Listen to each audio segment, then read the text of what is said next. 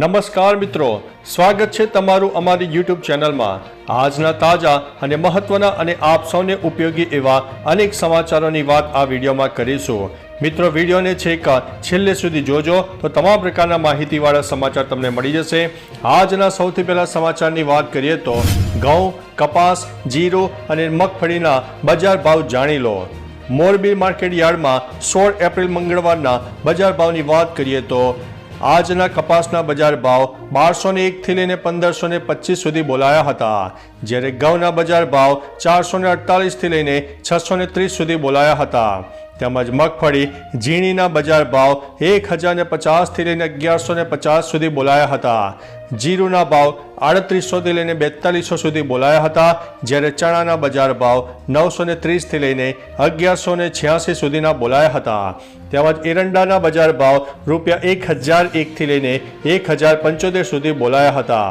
વરિયાળીના બજાર ભાવ ₹820 થી લઈને 1090 સુધી બોલાયા હતા, જ્યારે સોયાબીનના બજાર ભાવ ₹815 થી લઈને 857 સુધી બોલાયા હતા। તેમજ ધાણાના બજાર ભાવ 1150 થી લઈને 1532 સુધી બોલાયા હતા। તુવેરના બજાર ભાવ 1501 થી લઈને 2255 સુધી બોલાયા હતા, જ્યારે ઈસબગુલના બજાર ભાવ ₹2125 થી લઈને 2125 સુધી બોલાયા હતા। તેમજ મેથીના બજાર ભાવ ₹700 થી લઈને 1050 સુધી બોલાયા હતા। મિત્રો, અન્ય મહત્વના સમાચારની વાત કરીએ તો સોનાના ભાવમાં ₹700નો વધારો। મધ્ય પૂર્વમાં તણાવને કારણે આંતરરાષ્ટ્રીય બજારમાં મજબૂત વલણને કારણે સ્થાનિક દિલ્હી બુલિયન માર્કેટમાં મંગળવારે સતત બીજા દિવસે વધારો ચાલુ રહ્યો હતો। સોના અને ચાંદીના ભાવ નવા ઓલ ટાઈમ હાઈ ઉપર પહોંચ્યા હતા। વાયદા બજારમાં સોનાની કિંમત ₹72,700ની આસપાસ રહી હતી, જ્યારે ચાંદીની કિંમત ₹160ના ઘટાડા સાથે કારોબાર કરી રહી હતી। મિત્રો, અન્ય મહત્વના સમાચારની વાત કરીએ તો ખાંડના ભાવમાં થયો છે વધારો। ઉનાળા અને તહેવારોની માંગને કારણે દેશના મુખ્ય બજારોમાં ખાંડના ભાવમાં વધારો થયો છે।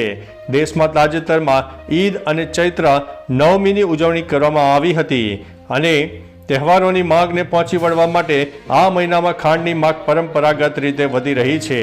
ચાવીરૂપ બજારમાં છેલ્લા 2 સત્રમાં ભાવમાં લગભગ ₹100 પ્રતિ ક્વિન્ટલનો પણ વધારો થયો છે। મિત્રો, અન્ય મહત્વના સમાચારની વાત કરીએ તો પીએમ કિસાન સન્માન નિધિના પૈસા નથી આવતા, તો જાણી લો આ 5 મુખ્ય કારણ। પહેલું કારણ, કિસાન યોજનામાં અરજી નામંજૂર થવાનું પહેલું કારણ એ હોઈ શકે છે કે તમારી બેંકની વિગતો ખોટી છે। એકવાર ચેક કરો કે બેંક ખાતું સાચું છે કે નહીં। બીજું કારણ, અરજી નકારવાનું બીજું કારણ એ હોઈ શકે છે કે તમે કિસાન યોજનાની શરતો હેઠળ પાત્ર નથી, એટલે તમે ITR ભરો છો અને તમારી પાસે કોઈ જમીન નથી। કિસાન યોજનામાં અરજી નકારવાનું ત્રીજું કારણ એ હોઈ શકે છે કે આધાર કાર્ડ બેંક ખાતા સાથે લિંક નથી। ખાતરી કરો કે આધાર લિંક થયેલ છે કે નહીં। ચોથું કારણ, અરજીદારની ઉંમર હોઈ શકે છે। જો અરજદારની ઉંમર 18 વર્ષથી ઓછી હોવાનું જણાય તો તે અરજી ફગાવી દેવામાં આવે છે। અને અંતે પાંચમું અને છેલ્લું કારણ એ પણ હોઈ શકે છે કે પીએમ કિસાન KYC નથી કરાવી રહ્યું। KYC વિના હવે કિસાન યોજનાનો લાભ ઉપલબ્ધ નથી। મિત્રો, અન્ય મહત્વના સમાચારની વાત કરીએ તો અંબાલાલ પટેલની મોટી આગાહી। રાજ્યના કેટલાક ભાગોમાં 43 ડિગ્રી તાપમાનનો પારો જવાની શક્યતા છે। મે મહિનાના બીજા સપ્તાહમાં ફરી ભારે આંધી વંટોળ સાથે પ્રી મોન્સૂન એક્ટિવિટી શરૂ થશે। તારીખ 24 મે થી 6 જૂન વચ્ચે રાજ્યના કેટલાક ભાગોમાં રોહિણી નક્ષત્રનો વરસાદ થવાની શક્યતા છે। 14 જૂન આસપાસ રાજ્યમાં દક્ષિણ ગુજરાતના ભાગોમાં વિધિવત વરસાદની શરૂઆત થશે। રાજ્યમાં આ વર્ષે એકંદરે ચોમાસું સારું રહેવાની શક્યતા અંબાલાલ પટેલે વ્યક્ત કરી છે। મિત્રો, અન્ય મહત્વના સમાચારની વાત કરીએ તો લોકો પાસેથી પૈસા પડાવતી મોટી ગેંગ ઝડપાઈ છે। દેશના હજારો લોકોને ટાર્ગેટ કરીને તેને ED અને CBIના નામે ડરાવી ધમકાવીને કરોડો રૂપિયા પડાવવાના કૌભાંડની તપાસમાં અન્ય એજન્સીઓ પણ જોડાઈ ગઈ છે। ચાઇનાથી ચાલતા ઇન્ટરનેશનલ કૌભાંડમાં દેશના લોકો પાસેથી કરોડો રૂપિયા પડાવાયા છે। ફોન બંધ કરી દેવાનો ડર બતાવીને પણ પૈસા પડાવાય છે। જોકે પોલીસ અને તંત્ર દ્વારા અવેરનેસનો પ્રયાસ કરાતા આ ગેંગનો ટાર્ગેટ બનેલા મહિલા પ્રોફેસર બચી ગયા હતા અને તેમને તરત જ મદદ મળતા તેમના લાખો રૂપિયા પણ બચી ગયા છે। મિત્રો, અન્ય મહત્વના સમાચારની વાત કરીએ તો મોદી સામે વિવાદિત નિવેદન બાદ આ નેતાએ માફી માંગી છે. ઝારખંડ મુક્તિ મોરચાના વરિષ્ઠ નેતા નઝરુલ ઇસ્લામે બુધવારે પીએમ મોદી વિશેના તેમના અપમાનજનક નિવેદન બદલ માફી માંગી છે. તેમણે કહ્યું છે કે મારા શબ્દોનું ખોટું અર્થઘટન કરવામાં આવ્યું છે અને મારો ઈરાદો કોઈને દુઃખ પહોંચાડવાનો નહોતો. તેમણે એક વિડીયો જાહેર કરતા સ્પષ્ટતા કરી છે કે રાજકીય ભાષણ દરમિયાન હું 400 બેઠકોને લઈને બોલી રહ્યો હતો. મારો કહેવાનો મતલબ એ હતો કે તેઓ 400 બેઠક નહીં મેળવી શકે. મિત્રો, અન્ય મહત્વના સમાચારની વાત કરીએ તો ગુજરાતની શાળાઓમાં વેકેશનની તારીખ જાહેર. ઉનાળો આવતાની સાથે શાળાનું શૈક્ષણિક વર્ષ પૂરું થાય છે, ત્યારે રાજ્યની પ્રાથમિક શાળામાં ઉનાળા વેકેશનને લઈને મહત્વની અપડેટ આવી છે. અત્રે જણાવી દઈએ કે તારીખ 6 મેથી લઈને 9 જૂન સુધી પ્રાથમિક શાળાઓમાં વેકેશન રહેશે. આ વખતે પ્રાઇમરી શાળાના વિદ્યાર્થીઓને 35 દિવસનું ઉનાળુ વેકેશન મળનારું છે. મિત્રો, અન્ય મહત્વના સમાચારની વાત કરીએ તો ભારે તબાહી, અનેક લોકોના મોત થયા છે. ભારે તબાહી, બાળકો સહિત 18 લોકોના મોત થયા છે. યુએઈના અબુધાબી, દુબઈ અને અલ એન જેવા શહેરોમાં પૂરને કારણે સ્થિતિ વધુ ખરાબ બની છે. રસ્તાઓ, એરપોર્ટ અને રેલવે લાઇન બધે જ પાણી ભરાઈ ગયું છે. આવી સ્થિતિમાં શાળા, કોલેજો અને ઓફિસો બંધ કરાઈ છે.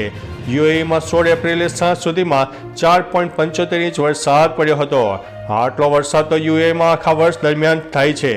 અહીં ઓમાનમાં વરસાદના કારણે સર્જાયેલી ઘટનાઓમાં 3 દિવસમાં 18 લોકોના મોત થયા છે, જેમાં 10 બાળકો પણ સામેલ છે. મિત્રો, અન્ય મહત્વના સમાચારની વાત કરીએ તો ગુજરાતમાં આવી રહી છે આકાશી આફત. ગુજરાતીઓ માટે આવનારા 2 દિવસ ભારે છે. ગુજરાતમાં આજથી ભયંકર ગરમી પડવાની શરૂઆત થઈ ગઈ છે. વેસ્ટર્ન ડિસ્ટર્બન્સમાં થયેલા ફેરફારને કારણે આ ગરમી સહન કરવી પડશે. આનાથી વધુ અસર આવનારા 2 દિવસોમાં જોવા મળશે. હવામાન વિભાગની આગાહીએ આપ્યા છે સંકેત, જેમાં તાપમાન 41 થી લઈને 43 ડિગ્રી વધી શકે છે. પોરબંદર, જૂનાગઢ અને ગીર સોમનાથમાં હીટ વેવની શક્યતા છે. ગરમીનું યલો એલર્ટ પણ જારી કરી દેવામાં આવ્યું છે.